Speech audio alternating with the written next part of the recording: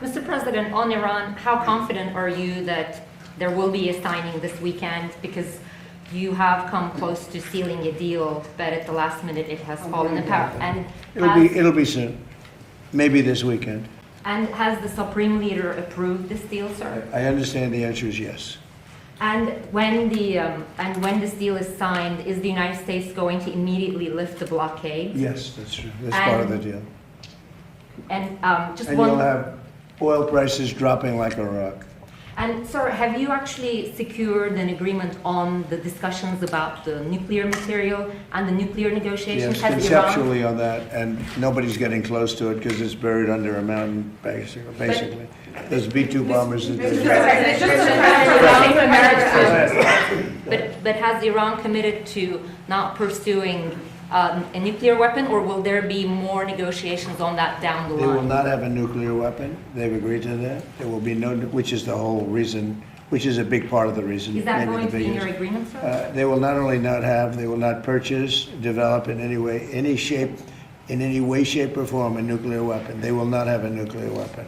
Mr. President, just to follow up on that, you have said before that Iran and the United States were close to a deal. It has not happened yet. Why are you so convinced that this time is different? Because they've taken a pounding.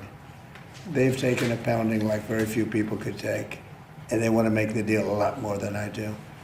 And we could have had it done the other way, I guess, but it would have taken longer. They got hit very hard recently, as you know, and I don't like to have to do things that way, but I felt it was necessary. It's a great deal for the United States and for the Middle East, and I think ultimately great for Iran because they'll be able to build up their country and their country. I really believe it's a regime change because I find these people to be much more rational than the people that are no longer with us. We knocked out the first team of leadership, the second team of leadership. This is a different group, this is a different level, and I think it's frankly a smarter level, and it's a level that has reason. And they've all approved the deal. Everybody's approved the deal. Now we'll get it finished up, and hopefully that'll be done.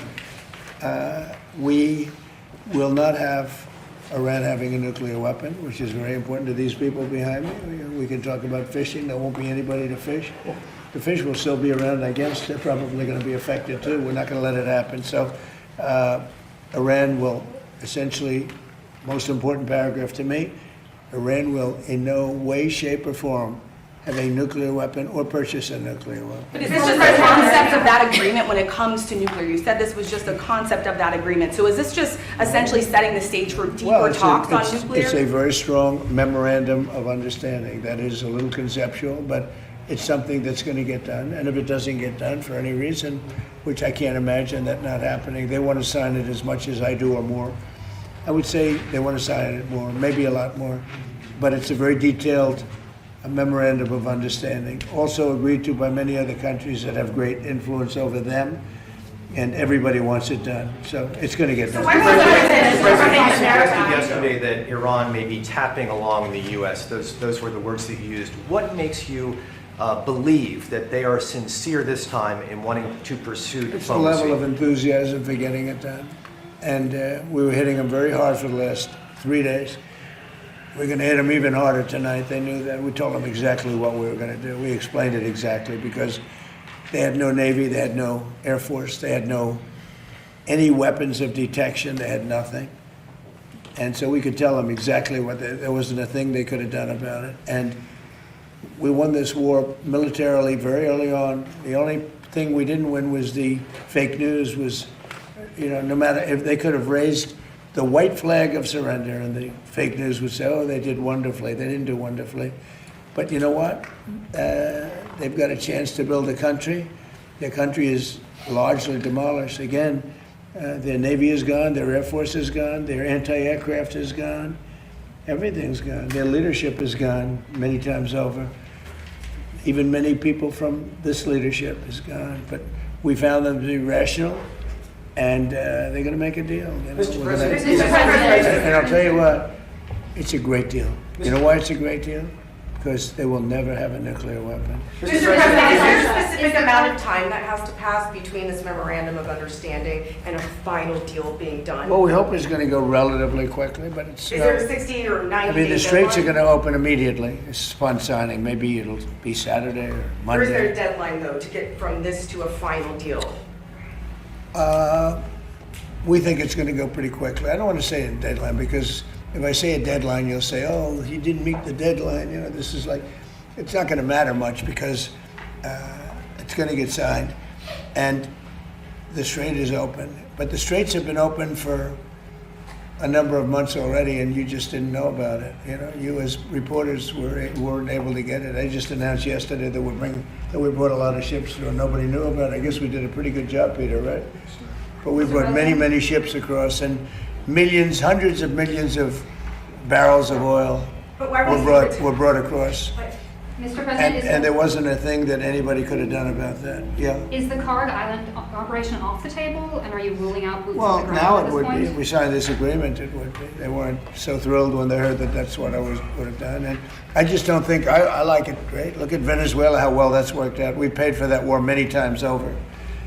And many, many times over. We have millions of barrels of oil from Venezuela going to Houston. And we're working great with the Venezuelan government. Couldn't be better. It's a real good relationship, really good relationship. Venezuela's been amazing. This is a larger situation, actually less oil. Venezuela has a lot of oil, but we think of it, we spend X dollars. We paid for it many, many times. When was the last time you heard that? Many times over we paid for it. Do you ever think you'd see that in this country, right? We go to wars, we end up with just blasting the hell out of people, and we come home, nothing happens. Venezuela was amazing, and this is amazing. Yeah. Mr. President, are you considering using or drafting an executive order to extend FISA or to continue using Section Well, the 702? Congress wants me to do it, and let's see what happens. Right now, Republican leadership wants you to do it. I put out a statement. Sure, that's Do you very think you have important. the It's executive- very important for our military. Yeah. Mr. President, on the Save America Act, you're now urging Republicans to add that to this third reconciliation bill. Yeah. What's your perspective on why election integrity matters so much for national security from your perspective? Well, we as the need it commander-in-chief? for our elections. We need to have voter identification, which you don't have right now, on a national basis. We need it for, and the voter ID is very important. We need it for proof of citizenship. Do you believe it? The Democrats are fighting. They don't want you to prove your citizenship when you vote. You know why they want that? Because they cheat. And we also want it with mail-in voting, where you have people that are sent 7, 8 ballots, 2 ballots, 4 ballots, and a lot of them sign those ballots. Mail-in voting, and we want to be very judicious. If you're in the military and you're far away, or if you're handicapped, or if you're sick, or if you're on vacation, that you have but you're not going to, millions and millions, look at California, they send out millions of ballots, tens of millions, they have no idea what's going on. Those elections are so corrupt, so we have a mail-in ballot, then we have no men, and we had 2 more, no men in women's sports. We're talking about saving America, right? No men in women's sports, another one, very popular. I think it's 99-1. They say it's 80-20. I think it's 99-1. And we have no mutilization of your children for transgender purposes. So it's the transgender mutilization of your children. Does that sound good with you guys, generally speaking? You're not into transgender mutilization of Not your at all, child, right? not at all, sir. Where your child leaves your house and they take your child from you. In some cases, think of it, in 6 states, they take the child and do what they want to do. What they do is I don't even want to talk about it. But we add that, no transgender mutilization of your children. On D&I, Mr. President, do you intend to have Bill Pulte continue to serve as the acting director of national intelligence? And do you think it's unreasonable that some Republicans have concerns that he has no intelligence experience, even if he's serving in this acting role? But he's intelligent, unlike a lot of other people. But do you think that's a fair, no intelligence? He's only there for a little while. He's running it for a short while while we get a very talented person, Jay Clayton, in, as you know. Jay Clayton's an incredible talent, head of Sullivan and Cromwell. He was head of the SEC. He was now Southern District. I mean, nobody has better credentials. Do you But want Clayton to shrink Bill will the run it alliance for sure. there? Well, he's done a fantastic job at Fannie Mae, Freddie Mac. Created tremendous, it's probably worth $1 trillion now, trillion. He's done a great job. He's a smart guy. Today's another example of you bringing these everyday Americans into the White House and listening to them. Yeah. How important is it for you to listen to everyday Americans when Very it comes to important. policy making on a These daily people basis? built the country, not the complainers. The complainers didn't build the country. These people built the country, whether it's fishermen or farmers or anything else. Guys like me, they built the country. I watch all these ingrates. They're always complaining. They didn't build anything. They couldn't build anything. Look at what's happened in Minnesota, Somalia. All these people came in from Somalia. They ripped off our system. You have the woman who married her brother. She came in and married her brother. Isn't that wonderful? And then she talks about the Constitution of the United States. She comes from Somalia. They don't have constitutions in Somalia. They don't have police. They don't have it. All they have is people that run around shooting each other. And then she comes and tells us how to run our country. I don't like it. These people don't like it. I can tell you. I think I can speak for you. Yeah. She comes in, Ilhan Omar. She comes in. She tells us how to run the United States of America. And she comes from a place without anything, probably among the worst countries in the world. And she says, the Constitution of the United States protects me. She shouldn't be protected. She honestly, she should be thrown out of the country. She's corrupt. And most of the people that came in are corrupt. And the whole voting system is corrupt in Minnesota. I won Minnesota 3 times, easily. I won almost every county. But they didn't give it to me. It's a corrupt system. Very corrupt state. The governor is terrible. The attorney general is terrible. They're all very corrupt people. Yeah. Sure, on your President, supplemental, do you think there's enough support from Republicans in I Congress hope to so. pass it? I mean, any Republican that voted against it would be. McConnell and Collins say they don't Well, think it's McConnell's enough. an angry man. He, got thrown out of his position. He's an angry guy.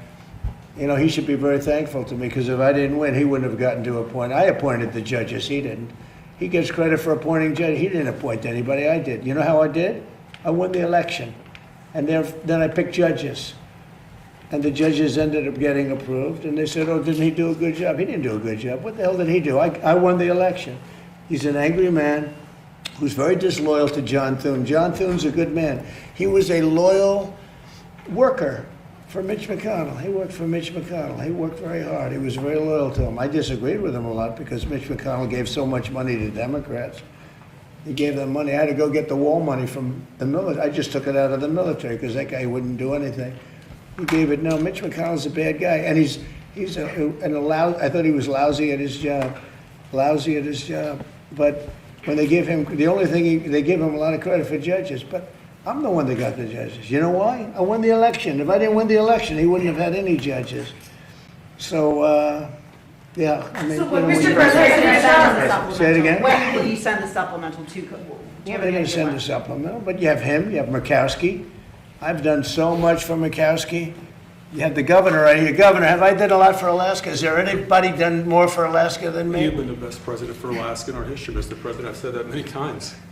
And Murkowski's terrible to us, terrible to the country. Mr. President. And, I almost feel guilty. I do more, probably done more for Alaska than any other state. Not because of her, because it's the right thing to do. She's just an impediment. But she's there. She probably will be a negative vote. You have a couple of other. I think Rand Paul's come a long way. Let's see what happens. I think Rand Paul likes Save America, because Rand Paul's usually a negative vote.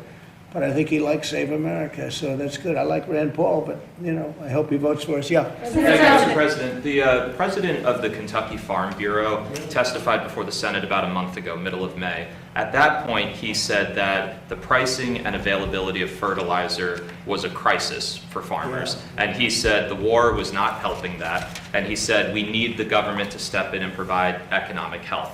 Even if you do make a deal in the next couple of days, that was a month ago that farmers were saying they were in crisis. Do you think there needs to be federal aid specifically for I might farmers look at because that. of the Yeah, war? no, it's fair. I gave the farmers $28 billion in my first term because they were taken advantage of by China. And I charged China for it. I put tariffs on, and China paid us hundreds of billions of dollars. And I took $28 billion out of the tariffs from China and other countries that treated our farmers very badly. I gave them 28 billion, and I'm looking at that actually. What would The it look war is like? the primary impediment, which is now going to come down from Ukraine. You know, a lot of it comes out of Ukraine and other things, but other places. But no, the farmers have a problem with fertilizer, but that's all coming down now, and your fuel is going to be, I think it's going to be lower than it was 4 or 5 months ago. 4 or 5 months ago, we were doing unbelievable. But remember this, if you look at Biden, his oil prices, without saving our country, saving the world, by going out and saying to Iran, you cannot have a nuclear weapon. If I ask these people about Iran having a nuclear weapon and they're going to have to go through some pain, I mean, I don't think, I hate to really do it because it's a little dangerous. Every one of these people are going to say, you cannot let Iran have a nuclear weapon because they'd use it. You want to see turmoil? You want to see death and destruction? Let Iran have a nuclear weapon. So, but I am looking at doing a form of help because of fertilizer. But fertilizer is going to come way down as soon as this is over. And then a political question, if I can. Next week, there's a big runoff race in Georgia for U.S. Senate. Yeah. You notably endorsed a candidate for governor there. You haven't endorsed for U.S. Senate between the two Republicans. Why not? I may do that, but every time I endorse, they win. It's been a pretty amazing track record. I was 18-0 this last week. Do And a you lot of regret them are endorsing Randy insurgents. Feenstra, sir? What? Do you regret endorsing Randy Feenstra in Iowa? The man running against him was all Trump. And the only one out of hundreds of races, hundreds, I'm glad she brought it up, why she's got to bring it up. There's a gentleman in Georgia that I endorsed who was much less Trump than the other man that won, as you know. And had I been given the proper information, which I don't think I was, I probably would have endorsed the other person. Or not endorsed at all, but I would have endorsed the other person. The other person was much more Trump, as you know, than Randy. Mr. President, President. Mr. President, here in Washington, D.C., there's a Democratic primary for mayor. One of the two leading candidates, Janice Lewis George, is running a Zoran Mandami campaign. It's focused on socialist policies. How would you feel if she emerges victorious in next Tuesday's Well, I wouldn't primary? like it, and maybe we'd take back Washington, run it on the federal basis. We won't put up with it. We're not going to lose our businesses. By the way, Washington now is a safe, beautiful place. We had 22 fountains dug that are all working. Not one of them worked for years, for 25 years, 40 years, 58 years. The pool didn't work from 1928 it was built. It always leaked because it was done in stone. Now it's done properly. It's not going to leak at all. But this is a beautiful place now. People are coming. Restaurants are thriving. The restaurants are all closed. Nobody wanted. Now you can't get restaurant space. You can't get into it. We have a thriving community. We got rid of the crime. We're 92% down on crime. Think of it. And we're going to be close to 100% pretty soon. You always have some whack job someplace, but we're going to be close to 100%. So Washington is thriving. Memphis is, the people came in from Memphis, 74% reduction in crime. New Orleans, think of that, 78% reduction in crime. They had the safest Mardi Gras that they've ever had. You know why? Because we sent in people that take care of crime. Chicago should do it. New York should do it. Los Angeles should do it.